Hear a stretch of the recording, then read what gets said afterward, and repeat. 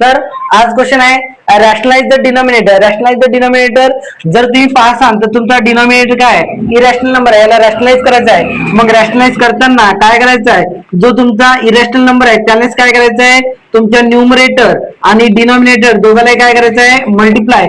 3 into route 5 3 route 5 आणि route वाले number route 5 into route 5 नेहमी लक्षात ठेवा काय होणार आहे, 5 होणार आहे. काय होणार आहे, 5.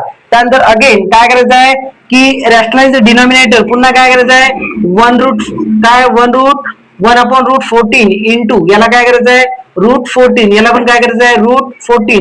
चला 14 वजा 14 म्हणजे काय ते रूट 14 ऍज इट इज आणि रूट 14 इंटू रूट 14 काय येणार आहे 14.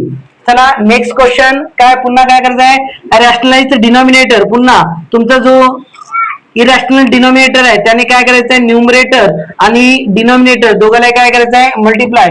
5 into root 7 5 root 7 root 7 into root 7 7 हे तुमचे आन्सर आणि झालं रॅशनलाइज द डिनॉमिनेटर.